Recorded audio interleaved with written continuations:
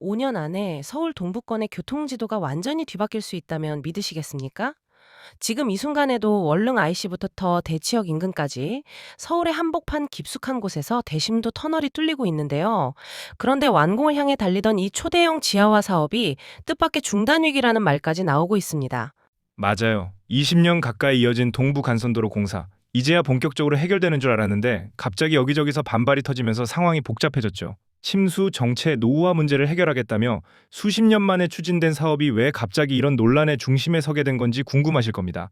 그래서 오늘은 청취자분들께서 보내주신 자료들을 바탕으로 동부간선도로 지하화가 어떤 사업인지, 어느 정도 진행됐는지, 그리고 최근 왜 중단 위기라는 말까지 나오게 됐는지 구조적으로 정리해 보겠습니다. 좋습니다. 그냥 정보만 나열하는 게 아니라 지금 어떤 쟁점들이 얽혀 있는지 흐름 따라 차근차근 풀어보죠. 동부간선도로는 중랑천 제방 안쪽에 임시도로로 만들어진 탓에 1991년 개통 이후 항상 침수와 정체 문제를 안고 있었습니다. 서울이 집중호우만 오면 가장 먼저 통제되는 도로가 바로 여기였죠. 이걸 해결하기 위한 방안으로 서울시는 월릉교에서 대치우성 사거리까지 약 12.5km 구간에 대심도 왕복 4차로 지하도로를 만드는 사업을 착수했습니다. 이미 지난해인 2024년 10월에 본공사에 들어갔고요. 목표는 2029년 완공, 총 교통량 하루 15만 대를 지하로 흡수해 상습 정체를 해소하겠다는 계획입니다. 지하화가 되면 지금 지상에 있는 도로는 보행 중심의 수변 공간으로 재편됩니다. 중랑천을 더 가까이서 즐길 수 있는 친환경 공간이 생기고 차량은 깊은 터널로 이동하는 방식이죠. 동부간선도로 공사 역사를 보면 사실 이번 논란이 갑자기 생긴 게 아니라 그동안 쌓여왔던 피로감이 있어요. 예를 들어 도봉지하차도 공사는 2007년에 시작해서 2020년에 끝났습니다. 무려 13년이 걸린 거죠. 맞아요. 지금 진행 중인 창동에서 상계 지하차도 1.3km도 2020년 착공에 했는데 최근에 완공 목표가 2027년 1월로 미뤄졌습니다. 그렇게 되면 하계에서 상계 일대는 20년 동안 공사를 겪게 되는 셈이니 주민들이 체감하는 불편도 클 수밖에 없죠. 그래도 서울시는 이 지하화가 완성되면 교통량 분산부터 침수 대응 능력까지 동시에 강화될 것이라고 보고 있습니다.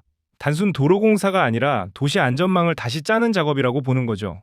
그런데 최근 가장 큰 이슈가 되고 있는 곳은 바로 월릉 IC 램프 A라는 진입로 구간입니다.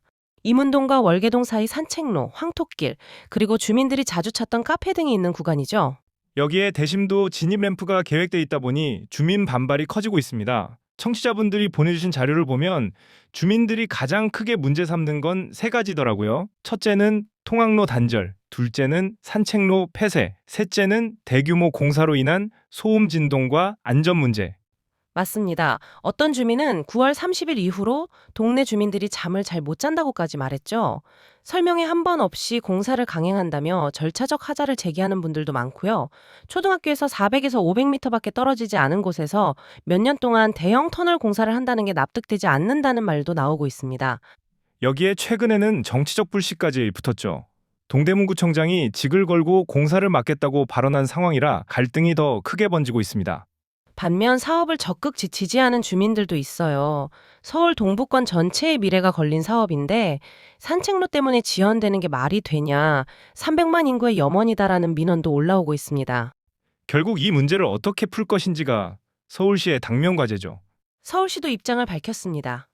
위치 변경이 쉽지 않다. 이유는 세 가지입니다. 첫 번째, 기존 교통축과의 연결 체계 때문입니다.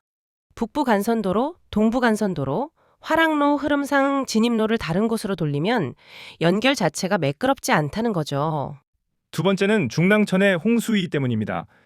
제방 구조를 고려하지 않으면 또다시 침수 위험이 생기기 때문에 기술적으로 허용되는 위치가 제한적입니다. 세 번째는 기존 도로 구조물들과의 간섭 문제입니다. 지하 구조물은 조금만 밀려도 집안 안전이 흔들릴 수 있어서 임의로 옮기기 어렵다는 설명이죠. 그래서 서울시는 위치 변경 대신 대체 산책로 조성, 실시간 계측 시스템 구축, 피해 발생 시 보상 절차 마련 등 보완책을 제시하고 있습니다.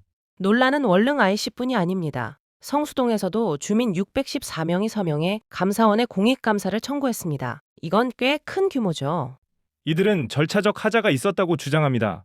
주민 설명의 생략, 의견 수렴 배제, 노선 길이 조작, 잘못된 보상 절차, 위험한 S자 구간 설계 등 총체적인 문제가 있다고 본 거죠. 특히 이들은 서울시가 민간 사업자 중심으로 사업을 밀어붙였다고 지적하고 있습니다. 전략 환경 영향 평가 보고서가 조작됐다고까지 주장하며 감사가 필요하다는 입장이죠. 결국 지하화가 누구를 위한 사업인가라는 질문이 서울 전역에서 동시에 제기되는 분위기입니다. 지금 상황만 보면 중단 가능성 이야기가 나오는 것도 이해가 됩니다.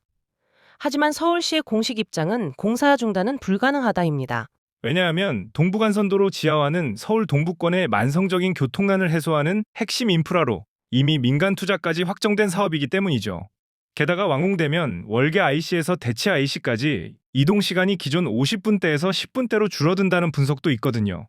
그러니까 단순 불편 해소가 아니라 도시 구조 자체를 바꾸는 사업이라 취소가 쉽지 않은 겁니다. 다만 일정 지연은 충분히 발생할 수 있죠.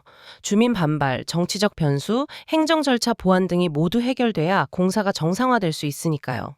지도상에서 이 사업을 다시 정리해보면 서울 동부권에서 강남까지 하나의 지하 대동맥이 새로 뚫리는 모양새입니다. 침수 위험이 사라지고 정체 구간이 대폭 줄어들죠. 그런데 이 거대한 지하 대동맥을 뚫는 과정에서 표면 위에 일상 산책로, 통학로, 주거생활 이 흔들리다 보니 갈등이 폭발한 겁니다. 결국 도시 전체의 효율성과 주민 일상의 안전성이 충돌하는 모양새죠. 앞으로는 주민과의 소통 방식, 대체 산책로 조성, 안전 검증, 보상 체계 등이 굉장히 중요해질 것으로 보입니다. 맞아요. 이 문제를 어떻게 조율하느냐에 따라 공사 속도도 달라지고 갈등의 강도도 달라질 겁니다. 사업 자체는 계속될 가능성이 높지만 일정한 변수에 따라 충분히 흔들릴 수 있어 보입니다. 도시의 혈관을 다시 짜는 과정이니만큼 서울시와 주민 모두에게 긴 호흡이 필요한 사업 같습니다. 오늘 이야기를 정리해보면요. 동부간선도로 지하화는 서울 동부권의 만성적인 정체와 침수 문제를 해소하려는 국가급 프로젝트입니다. 하지만 월릉 IC 구간의 진입로 문제, 성수동 감사 청구 등 새로운 갈등이 터지며 일정 지연 가능성이 커지고 있는 상황이죠. 향후 소통 보완책, 안전 검증이 관건이 될 것으로 보입니다. 알아두면 도움이 되는 서울 동부권 개발 호재 이야기였습니다. 좋아요와 구독으로 다음 지식 여정을 함께 하시죠.